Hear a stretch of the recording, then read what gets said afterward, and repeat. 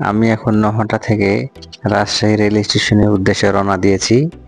এখন ভোর 4টা বাজে। এখন এইমাত্র আমি আম চত্বর আছি।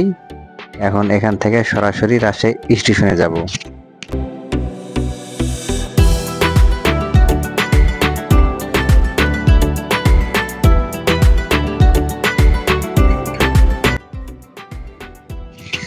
স্টেশনে এসে আমি প্রথমে 2টা টিকিট সংগ্রহ করলাম।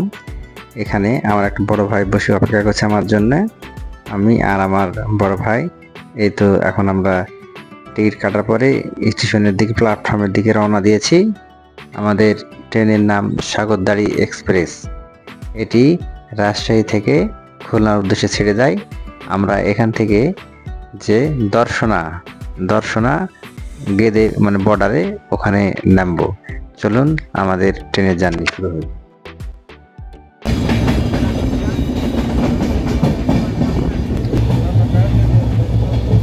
আমরা কিছুক্ষণের মধ্যে পাকশি রেলওয়ে স্টেশনে চলে আসবো। এখানে আসলে সে আমরা ঐতিহ্যবাহী হার্ডিন ব্রিজ, ব্রিটিশ আমলের তৈরি সে হার্ডিন ব্রিজ এই যে অতিক্রম করব। এখন দেখেন এখানে হার্ডিন ব্রিজটা শুধু লোহা দিয়ে তৈরি। দুটো রাস্তা আছে, দুটো রাস্তা। এই ব্রিজটা পদ্মা নদীর উপর দিয়ে নির্মিত। এটা আপনাদের পাবনা জেলা এবং ওপার কুষ্টিয়া জেলাকে একসাথে সংযুক্ত করেছে।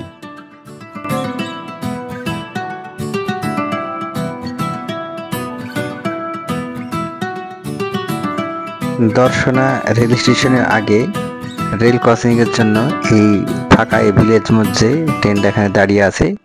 তা আমরা এখানে নেমে পড়লাম এবং এখান থেকে আমাদের ভ্যান আমাদেরকে দর্শনা বর্ডারের উদ্দেশ্যে নিয়ে যাচ্ছে। তো চলুন দেখি আমরা এই ভাইয়ের সাথে এখন বর্তমানে দর্শনা গেদে পড়ে যাচ্ছি। তবে আমরা যে রাস্তাতে যাচ্ছি এই রাস্তার সামনে কিছু দূর ভারত। এই তো আমরা এখানে চলে এসেছি স্থল বন্দরের সামনে। এখান থেকে নেমে, তবে এখানে ভিডিও করা নিষেধ, ওই জন্য সম্পূর্ণ ভিডিও এখানে করতে পারিনি। এখানে খুব সতর্ক সহতে কিছু ছবি উঠাইছিলাম, আর এখানে তো ক্যামেরা এলাও না।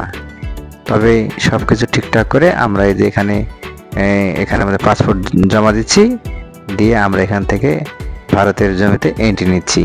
এখানে আমাদের ব্যাগ লাগেজ সব চেক করা হলো। হওয়ার পরে আমরা এই তো যাচ্ছি। এই রাস্তা দিয়ে হেঁটে হেঁটে আপনি একদম ভারতের যে ইমিগ্রেশনে ওখানে যাওয়া যায়। তবে আমরা কিছু দূর হাঁটার পরে ওখান থেকে আমরা একটা সামনে যে ইন্ডিয়ান ভ্যান পাওয়া যায়।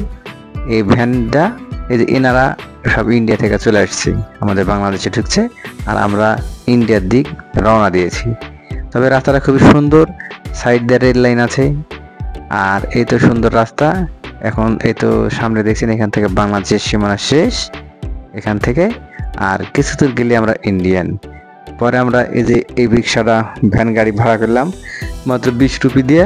এই তো ইন্ডিয়ান ভাই ইন্ডিয়ান ফ্ল্যাগ উঠছে, আমাদেরকে এখন তিনি একদম মানে গেদে ইমিগ্রেশন চেকপোস্টের সামনে নিয়ে যাবে।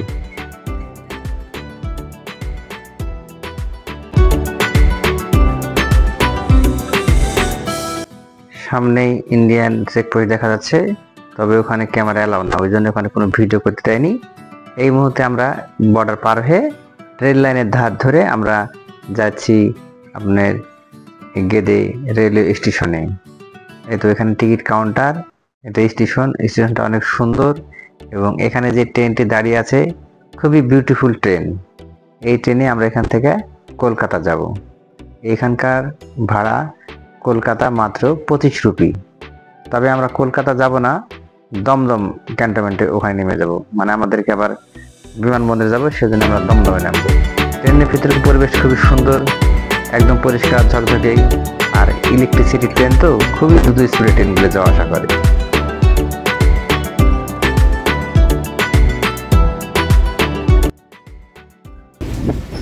The next station is Horish-Town. এটা ইন্ডিয়ান লোকাল ট্রেন, প্রতি স্টেশনে দাঁড়াবে, তবে 1 মিনিট থেকে 1.5 মিনিট, এবং আমাদের ট্রেনের বাংলাদেশি ট্রেনের থেকে অনেক উন্নত ট্রেন।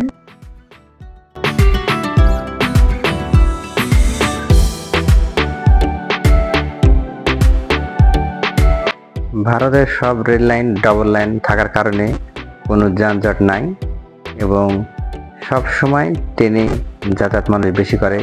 এখান থেকে গ্রামের কি সুন্দর পরিবেশ, ট্রেন চলছে কিন্তু প্রচণ্ড গতিতে, ট্রেন চলছে এবং আমরা সুন্দরভাবে উপভোগ করছি।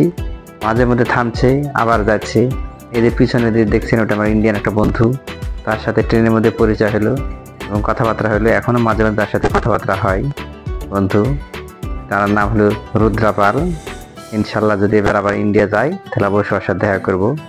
আর প্রতি স্টেশনে এত সুন্দর স্টেশন আর গ্যাঞ্জাম, প্রচণ্ড একটা সেরকম অবস্থা।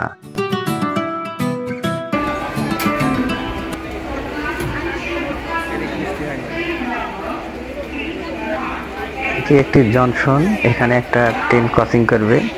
কৃষ্ণনগর থেকে আসছে ওই ট্রেনটা। এই যে এটা হলো কৃষ্ণনগর এক্সপ্রেস, ট্রেনটা এখানে ক্রসিং হচ্ছে। তবে ট্রেনটা খুবই ফাস্ট গতিতে, এই মাত্র আমাদের ট্রেনও ছেড়ে দিল।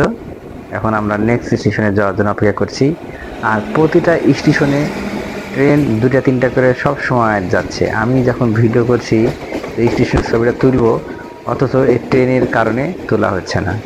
দেখেন কীরকম লাইন, একসাথে 5টা-7টা করে ট্রেন লাইন আছে এই এলাকায়।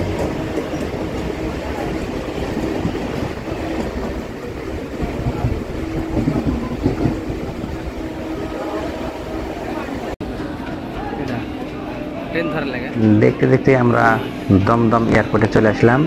এটাই সে দমদম এয়ারপোর্ট। আমরা এখান থেকে নামলাম, নামার পরে উপরে ফ্লাইওভার দিয়ে হাঁটছি।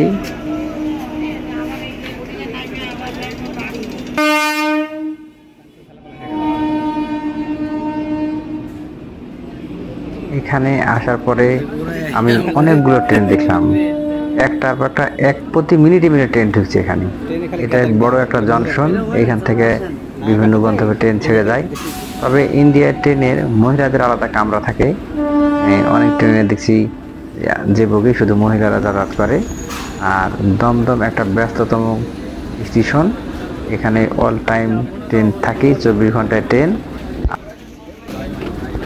আমরা রাজশাহী শহর থেকে 250 টাকায় কলকাতার দমদম ক্যান্টনমেন্ট এয়ারপোর্টে চলে আসলাম। আমাদের আজকের ভিডিও পর্যন্ত, নেক্সট ভিডিও দেখতে আমার সঙ্গে থাকুন।